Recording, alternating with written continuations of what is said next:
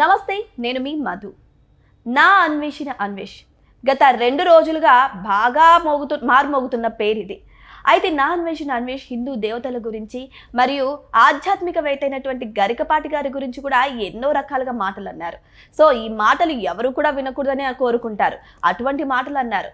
అయితే ఇదంతా చూస్తుంటే నా అన్వేషణ అన్వేష్ పీకలకు నిజంగానే ప్రాబ్లమ్స్ వచ్చి చుట్టుకున్నాయా అని కూడా కొన్ని వార్తలు వస్తున్నాయి. ఎంత క్షమాపణ చెప్పినప్పటికీ కూడా చేసిన పాపాలు వదలవు కదా అని కూడా మరికొందరు అంటున్నారు.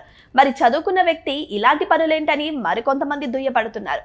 ఏదేమైనా సరే నా అన్వేషణ మీద యాక్షన్ తీసుకోవాలని చాలా మంది ప్రజలే కోరుతున్నారు.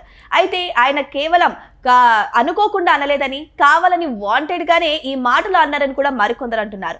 అయితే ఇందులో ఏది నిజం అనే విషయాల గురించి రోజు మనం తెలుసుకుందాం. ప్రస్తుతం మనతో పాటు ఉన్నారు senior journalist doctor Durga Vadlamani గారు. వారిని అడిగి వారిని విషయాలను తెలుసుకుందాం. నమస్కారం మేడం. నమస్తే అండి మేడం. చూస్తున్నాం గత 2 రోజులుగా నా అన్వేష్ ఎంత నీచంగా మాట్లాడారో, ఆ మాటలు ఎంత వైరల్ అయ్యాయో, ఆయన మీద ఎంతగా హిందూ ప్రజలు అనేది కోపంగా ఉన్నారనేది అందరికీ తెలిసిన విషయమే. అయితే నిజంగా చూసుకుంటే ఆయన కావాలని వాంటెడ్ గా మాటలు అన్నట్టు తెలుస్తుంది. అది నిజమే అంటారా? వాళ్ళని వదిలేయండి. ఇప్పుడు ఎవడో సపోర్ట్ చేశాడు మనం పట్టించుకోకర్లా. ఇప్పుడు 95% అన్వేషణ అతన్ని ఎవడు సపోర్ట్ చేయట్లే. ఇప్పుడు భయపడి సారీ చెప్పాడు కదా. నేను ఎందుకు సారీ చెప్పాడు? నీకు మాట్లాడేటప్పుడు తెలీదా? మరి ఇప్పుడు శివాజీ గారు 2 పదాలు తప్పు మాట్లాడని సారీ చెప్తే మహిళా కమిషన్ పిలిచి అంతసేపు విచారించినప్పుడు ఇతన్ని విదేశాల నుంచి రప్పించి జైల్లో పెట్టాలా అక్కర్లేదా? పెట్టాలి. అతని ఛానల్ ముయించాలా వద్దా? మరి అంటే మీకో న్యాయం నాకో న్యాయం ఉండదు కదా. మరి ఇవాళ మహిళా కమిషన్ ఆవిడ ఎందుకు మాట్లాడాలి కదా. ఆవిడ సుమోటోగా ఆవిడ కేసు స్వీకరించి ఆవిడ పిలవాలి కదా. ఇవాళ సజ్జనార్ గారు కూడా కలగజేసుకోవాలి. ఇదేం చిన్న విషయం కాదు. ఇప్పుడు ఎట్లా మాట్లాడాడు, పైగా శివాజీ చదువుకోనివాడు. పోనీ చదువుకోనివాడు 2 మాటలే మాట్లాడాడు. చదువుకున్నవాడు నువ్వు ఎట్లా మాట్లాడావు? అసలు ఏంటది? పైగా చాలా చదువుకున్నట్ట. మరి ఏం చదువుకున్నాడో ఆయన నాకు తెలీదు. ఏదో మేనేజ్మెంట్ కోర్స్ ఏదో చేశాట. నువ్వేం చేసావు? ఏం మాట్లాడుతున్నావు? పైగా ఏంటి బెదిరిస్తున్నాడు మళ్ళా? నేను అనేది ఏంటంటే ఇలాంటివి వదలొద్దండి. మీరు అస్సలు వదలకూడదు. ఇవాళ కేసులు పెట్టండి. ఎంతమంది లాయర్లు ఉన్నారు, ఎందుకు ఊరుకున్నారు? ఇప్పుడు నాగబాబు గారిని మాట్లాడమనండి. ఒక్కొక్కళ్ళని. ఇప్పుడు ప్రకాష్ రాజ్ని స్పందించమనండి. జస్ట్ ఆస్కింగ్ అంటాడు కదా ఆయన. ఇప్పుడు అడగండి. మీరందరూ ఇప్పుడు శివాజీది తప్పు సరే, బట్టలు ఇప్పుకొని తిరగమన్నారు, రక్షణ పెట్టుకోమన్నారు. ఒకళ్ళేమో వాళ్ళకి స్వేచ్ఛ ఉంటుందన్నారు. మీ ఇళ్లలో ఆడవాళ్ళకి మీరందరూ ఎంతమంది స్వేచ్ఛ ఇస్తున్నారో నాకు తెలియదు. నేను అనేది ఏంటంటే మీరు జనరల్ స్టేట్మెంట్స్ ఇచ్చేస్తే ఎట్లా? ఇప్పుడు జనరల్ స్టేట్మెంట్ అనేది ఎప్పుడు మనం ఇవ్వకూడదు. ఎందుకంటే మనం అన్ని రకాల వర్గాల వాళ్ళు భారతదేశంలో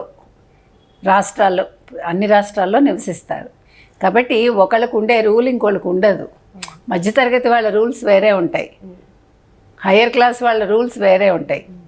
వాళ్ళు ఎలా వెళ్ళినా కూడా వాళ్ళకి ఏమీ ప్రాబ్లం ఉండదు. కానీ వీళ్ళకి సెక్యూరిటీ ఉండదు. వీళ్ళు వచ్చిస్తారా సెక్యూరిటీ? ఆ మేడల్లో కూర్చుని మనం వెళ్ళి కలవటానికే ఉండదు వాళ్ళని. వాళ్ళు బయటకు వస్తే వాళ్ళకి 100 సెక్యూరిటీలు ఉంటాయి. పైగా గవర్నమెంట్ కూడా సెక్యూరిటీ కల్పించాలి. సామాన్య మానవులకి ఎవడిస్తాడు సెక్యూరిటీ?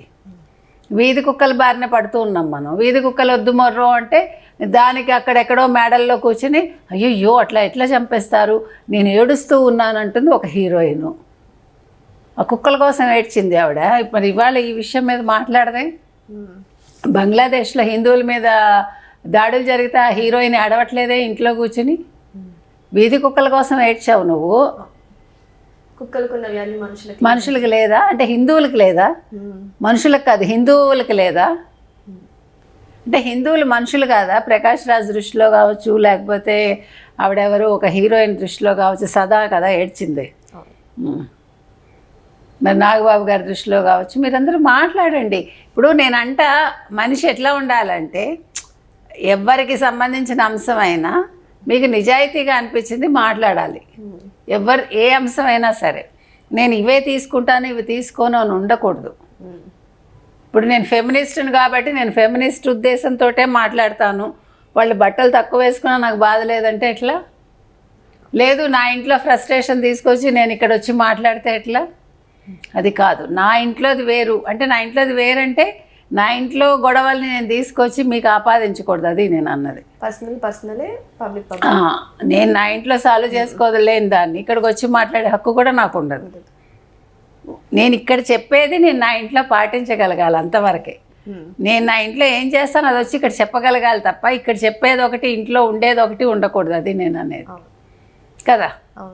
కాబట్టి ఇవాళ అన్వేష్ అనే అతను సీతమ్మ వారి మీద అత్యాచారం జరిగింది, ద్రౌపది మీద అత్యాచారం జరిగింది, చీరలు కట్టుకున్నా, ఎంత దారుణంగా అసలు ఎలా మాట్లాడతావు? నువ్వెవడు అసలు? నువ్వేంటి రామాయణ భారతాలు చెప్పేది? హోటల్ మేనేజ్మెంట్ చదువుకుని నువ్వు రామాయణ భారతాలు చెప్తున్నావు, చెప్పడం తప్ప నేను అంటలే, కానీ ఆథెంటిసిటీతో మాట్లాడాలి ఏదైనా. ఆయన మెంటాలిటీ కూడా కరెక్ట్గా లేదని అంటారు కదా మేడం. అంటే ఆయన చేసేటువంటి వీడియోస్ కావచ్చు, లేకపోతే ఈయన చేసే వీడియోస్ ఇంకొకరు ఫాలో అయినా కూడా అసలు సహించడంట. ఖచ్చితంగా వాళ్ళని ఏదో ఒక ట్యాగ్ చేయడము, వాళ్ళని ఉద్దేశపూర్వకంగానే ఏదో ఒక వీడియో కుటుంబాలను అంటాడమ్మా, వాళ్ళ ఇంట్లో ఆడవాళ్ళని అంటాడు, తప్పు కదా అది. అంటే అది ఒక సిక్ మైండ్ అంటాం కదా, అది ఆ సిక్నెస్ ఉంది ఆయనకి. ఆయన ముందు తీసుకురావాలి. మీరు నేను రానంటున్నాడు అంటే నువ్వు భయపడి రావట్లేదు, అర్థమైందా మీకు? అందుకని ఈ ప్రభుత్వం చేయాల్సిన పని ఏంటంటే, విశ్వ హిందూ పరిషత్ ఇప్పుడు ఈ విషయంలో చాలా సీరియస్గా తీసుకోవాలి. ఇవాళ ప్రతి ఒక్కళ్ళు మాట్లాడాలి కదా. అందుకని నేను అనేది ఏంటంటే, ఎవరైనా సరే అన్వేష్ లాంటి వాళ్ళని అన్ఫాలో ఖచ్చితంగా చేయండి, మీరు సపోర్ట్ చేయకండి. ఇప్పుడు మనకి అంటూ ఒక గౌరవం ఉండదా? హిందువులకు గౌరవం లేదా? మరి మిగతా వాళ్ళకి ఉన్నప్పుడు మనకు లేదా? ఉంటుంది కదా మేడం. మరి ఎందుకని మాట్లాడటం లేదు ఎవరు? ఎందుకు రియాక్ట్ అవ్వట్లేదు? ఈ పాటికి ఎందుకు కేసులు ఫైల్ అవ్వట్లేదు? ఇప్పుడు మతాన్ని సంబంధించి కించపరిస్తే కేసు పెట్టచ్చు అని ఒక చట్టం తీసుకొచ్చారుగా తెలంగాణలో, కర్ణాటకలో కూడా తీసుకొచ్చారుగా. మరి ఎందుకు ఇంప్లిమెంట్ చేయట్లేదు? చేయాలి. కాబట్టి దీని మీద పెద్ద ఎత్తున నిరసన రావాలండి. ఈ అన్వేష్ అనే అతన్ని మాత్రం వదిలిపెట్టకూడదు, అతన్ని అన్ఫాలో చేయాలి. ముందు మీరు కంప్లైంట్ చేయండి, మీరు ఛానల్ వాళ్ళకి పెట్టాలి కదా, కంప్లైంట్ పెట్టాలి. ఇలా మాట్లాడాడు, ఇలా చేశాడని చాలా తప్పండి. ఈ విషయంలో మాత్రం అన్వేష్ అనే అతన్ని ఎవడు క్షమించక్కర్లేదు, సహించక్కర్లేదు. ముందు గరికపాటి గారికి సారీ చెప్పేసి ఎవరు శివాజీకి సారీ చెప్పేస్తే అయిపోదు. ఎందుకంటే ఆయన 2 మాటలకే 2 సార్లు సారీ చెప్పాడు, కానీ కమిషన్ వదలలేదుగా. ఇప్పుడు అనసూయ సేఫ్లో ఉన్నట్టున్నారు కదా. అవును మేడం, వీళ్ళ వల్ల అనసూయ సేఫ్ అయిపోతున్నారు. కానీ అనసూయ గారి మీద కూడా పిలిచి మాట్లాడాలి, ఎందుకంటే ఆవిడ దేవాలయాల మీద బొమ్మల గురించి మాట్లాడారు కాబట్టి. అసలు దేవాలయాల విషయానికి ఎందుకు వచ్చారు? మీరు వేసుకునే బట్టలకిను దానికి సంబంధం ఏంటి? మంచులక్ష్మి ఏమన్నారంటే, దేవుడి విగ్రహాల మీద మీరు బట్టలు కప్పే మీరు అంది. దేవుడి విగ్రహాల మీద మీరు బట్టలు కప్పుతారంది. మరి విగ్రహాలకు చీరలు కట్టకపోతే ఏం చేస్తారు? ఏం మాట్లాడుతున్నారు? రవికలు ఒకప్పుడు ఉన్నాయా అంటే, అదే నేను అనేది ఏంటంటే వితండవాదన అంటారు దీన్ని. ఒకప్పుడు లేనిది మారడమే సమాజం కదా, మీరే కదా ఆధునికం అంటున్నారు. ప్రాచీన నుంచి మన ఆధునికంలోకి వచ్చాం మనం. మనిషి మారుతాడు. ఇప్పుడు ఆవిడ మారలేదు. ఏ రకంగా ఉండే ఆవిడ లక్ష్మి గారు ఎట్లా మారింది, అనసూయ ఎట్లా మారారు? మరి అది కదా మార్పు అంటే. కాదు మేము ప్రిమిటివ్కి వెళ్తామంటే వెళ్ళండి, ఎవడు కాదని అండు. సో మరి అన్వేష్ లాంటి మెంటాలిటీ గల వాళ్ళు మారుతారంటారా? వాళ్ళు మారలేదా మనకెందుకండి? ముందు అరెస్ట్ చేయడం కావాలి మనకి, అతన్ని అన్ఫాలో చేయడం కావాలి. 2 అంశాలే మనకి ముఖ్యం. దీని మీద తెలంగాణ ప్రభుత్వం ఏం చర్యలు తీసుకుంటుంది, ఆంధ్రప్రదేశ్ ప్రభుత్వం ఏం చర్యలు తీసుకుంటుంది అనేది చాలా ముఖ్యంగా నేను అడిగేది ఏంటంటే, పవన్ కళ్యాణ్ గారు కూడా ఇందులో తలదూర్చాలి.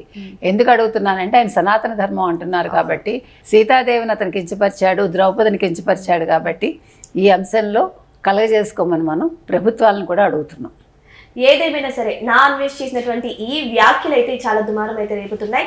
మరి నా అన్వేష్కి ఎలాంటి శిక్ష పడాలని చాలా మంది అడుగుతున్నారు. మరి ఏదేమైనా సరే ఇటువంటి విషయాల్లో ప్రముఖులు కూడా కలగ చేసుకొని ఖచ్చితంగా నా అన్వేష్కి శిక్ష పడి తీరాలని చాలా మంది డిమాండ్ చేస్తున్నారు. మరి వెయిట్ చేసి చూద్దాం, ఇప్పటికైనా నా అన్వేష్ మీద యాక్షన్ తీసుకుంటారా లేదా అని. Thank you so much. Thank you.